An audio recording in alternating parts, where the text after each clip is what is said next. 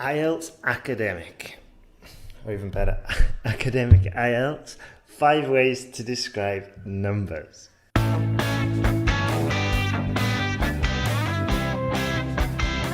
You are now listening to the IELTS podcast. Learn from tutors and ex-examiners who are masters of IELTS preparation.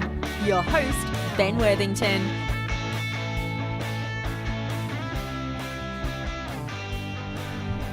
Hello there, my friends. Right, this episode we're going to look in detail at 5 useful sentence structures for you to describe your IELTS academic task 1 pie chart, graph, whatever. So, first of all, and I'll tell you just a quick story as well, but before we start with the quick story, I want to just give you a quote that if you've got a pen and paper in front of you, I would write down because I think it's useful. So this is the quote: "Experience is not what happens to a person, it is what a person does with what happens to him." So I just modified it a little bit because the original says man. I'll say the original. Experience is not what happens to a man. It is what a man does with what happens to him. So hopefully you wrote that down and you can just turn it around and play with it, because I think there's some value in there, especially when we apply it to IELTS. So basically, well, I'm not going to explain it because I think you'll get more value just by working through it and trying to understand it. And this will be a good exercise because you'll be just moving the sentences around, understanding the meaning, and it'll just be a good sort of like exercise to move the words and just get sort of like your mental muscles moving.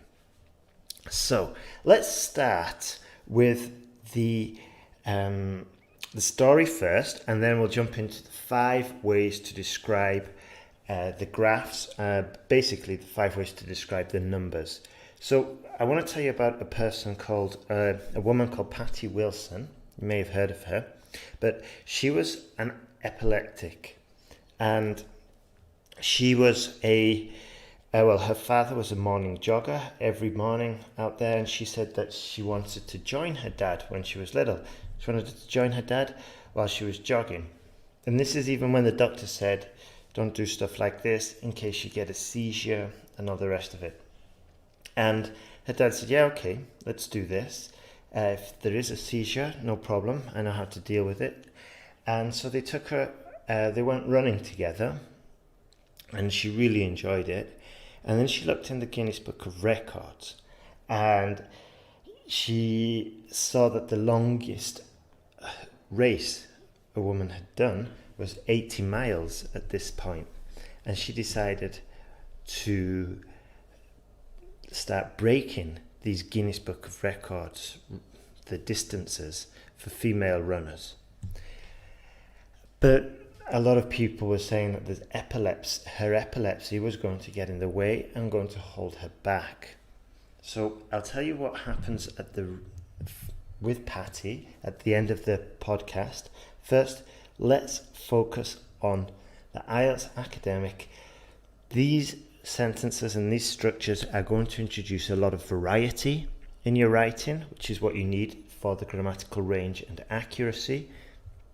And you are going to find it a lot easier if you write them down, and then you can double check them with the podcast, with the actual blog afterwards, and you can review, and you're basically just going to increase your score significantly, especially if you get them right. So let's have a look at the first one. It's very easy, very straightforward. So we can use this for a wide variety. We can use this for line graphs, pie charts, horizontal bar charts, vertical bar charts, practically all of them, except for maps maybe. But actually, yeah, we could use it for maps and flowcharts. But the first one is just starting with a number. And we would say 200 units of the ice cream sold weekly are blueberry flavored, or 600 units make up the ice cream sold, or make up the chocolate ice cream sales. Okay, so very simple. Put the number and then the units maybe, and straightforward. Okay, and it might seem too simple, but do not underestimate it, because what we want to show the examiner is a range. So we're going to include the simple ones and the sophisticated ones. And also the simple ones are usually much easier to understand. So the next method, number 2, is where we're using percentages. It's similar, and we're going to use similar structures, but we would say 50% of all ice cream sold was chocolate flavored, or we could say 33% of the ice cream sales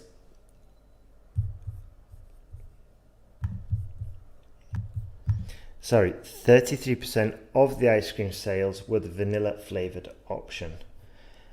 And just quite straightforward, really. And do not, like I said before, do not underestimate this. It sounds very simple, but the key here is just to have the variety in there.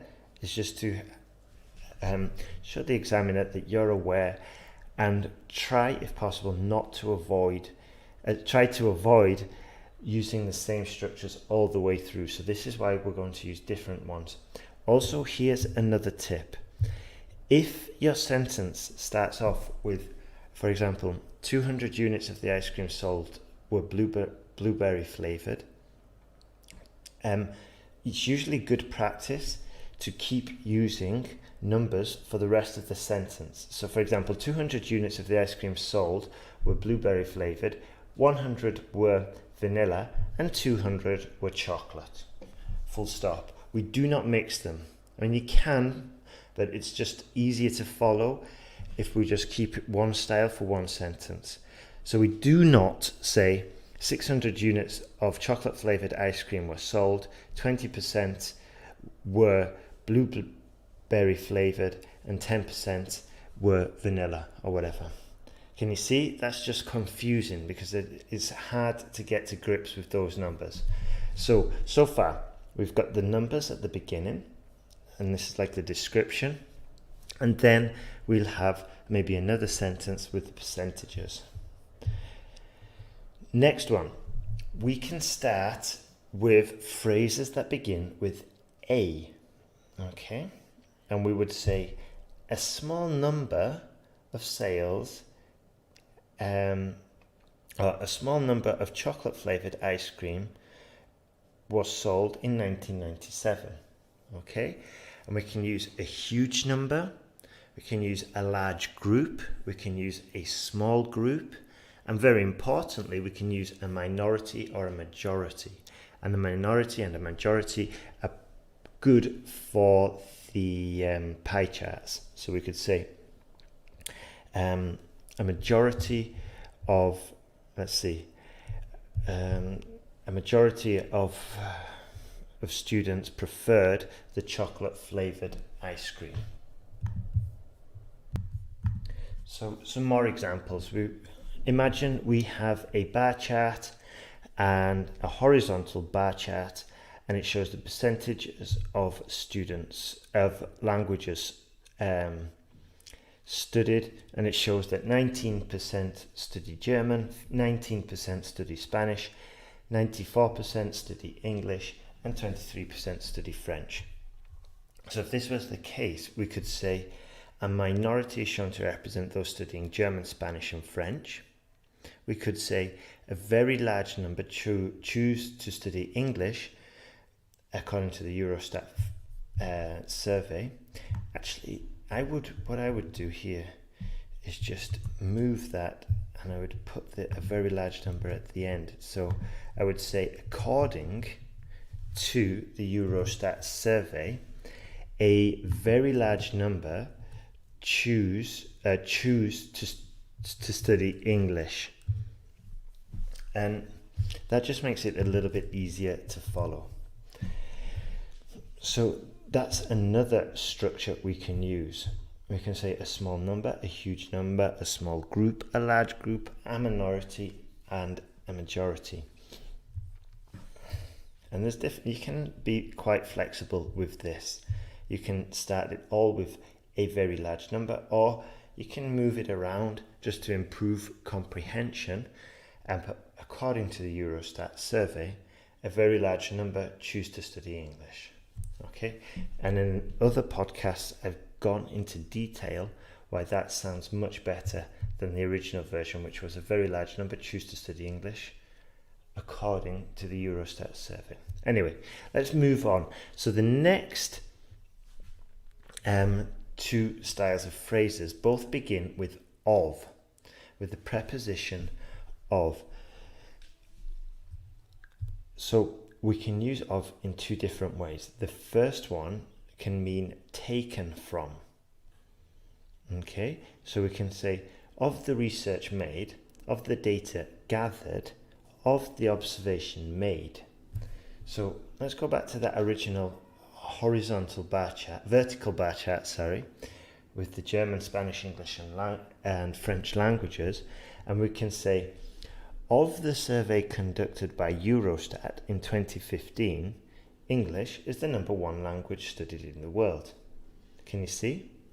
Or of the research made, people who studied English at 94% far outnumbered those who studied other languages. The next being only 23%, which is French. So that's how we would use the of. And it's quite useful, especially maybe in the introductory sentences, or especially in the summary sentences. So we would say overall, comma, of the research made, English was the most popular, followed by French, and in joint last position were German and Spanish with 19% each.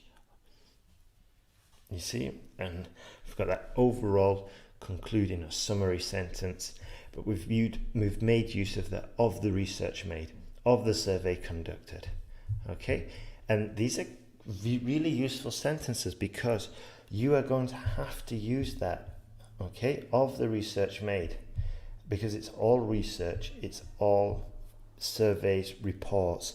This is just typical task one academic sentences. Next one, we can use of to say out of the, okay? So we can say of the participants in the survey, 50% preferred to study German. And we'll probably use this maybe in the body paragraph. I'll give you another example. Of the total number of participants, 23% studied French. Or of the initial attendance, blah, blah, blah. Can you see? And this is another sentence that we're 95% certain to use. And the more varied structures we have, the better chance we have of boosting our grammatical range score. Or one component of the grammatical range and accuracy, obviously, is grammatical range. Using a variety of sentence structures is going to help us considerably. So those are the structures. I'll just give you a quick recap. So the first one was using a number. Quite basic, but very useful. And like I said before, do not underestimate it. So we would say 200 units of ice cream sold weekly are blueberry flavored, or 600 units of chocolate flavored ice cream were sold in 1997 or whatever. We can also use percentages, 50% of ice cream sold, 30%, blah, blah, blah. Next one, we used the A phrase. We start with the article. A small group shows to have taken interest in studying German. A minority decided to study Spanish, blah, blah, blah. Okay. Out of those phrases, we use a huge number, a small group, a majority, a minority, a large group, or a small number.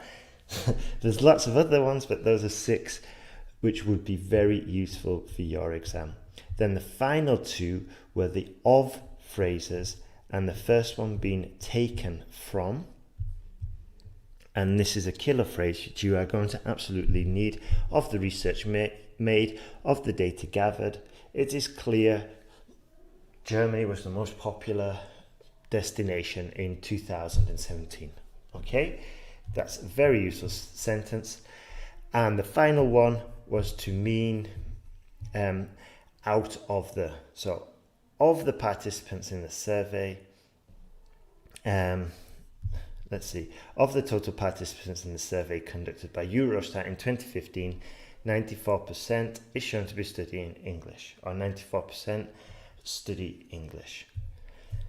Okay, so those are your 5 useful sentence structures that you can incorporate into your academic task 1 description.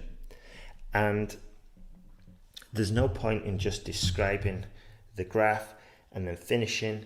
You have to describe the graph, and you also have to review it for errors afterwards, go through, and if you're not aware of your errors, or if you think you're missing them, perhaps the best thing to do would be to get your essay corrected, get some feedback, and ask, the teacher will be able to show you where your errors are. And you can do that either at my site, IELTSPodcast.com, or another site I have, which is IELTSWritingTask.net. And you can get your essay corrected. You can see the mistakes you're making, and it's a very quick and effective way to improve. Now, the final thing, 2 more things I want to say. If you're in a rush and you just need a simple structure to follow for describing your academic task 1, a structure that will help you identify what information to choose to include, a system to help you organize your thoughts and your description for your academic task 1, then have a look at sentenceguide.com, and it's got a whole course dedicated especially for IELTS Academic Task 1. Now, the final thing I want to say before we finish is about the runner I told you about, Patty Wilson, and the epileptic runner. Doctor said that she shouldn't do it. Her dad started taking her on his morning runs, running side by side. She loved it. She got more involved. She got more determined. She decided to study. She decided to study IELTS. No, she decided to start breaking Guinness World Records, and she started off from Portland to Oregon, which is something like 150, and then slowly breaking them. And she just kept doing this for epilepsy. There was lots of dangers involved in case she did have a seizure, but she just carried on. She carried on running, and she just pushed through in face of all the obstacles. And in the very long marathons, her dad continued running with her, and her mother followed as a nurse in like a motorhome behind them. And she did it. Eventually she did it, and she pushed through, and she succeeded. And I'm just wanting to tell you that story because in face of any of the difficulties that we're having, that if you're persistent and you're determined, you will eventually get there. Okay?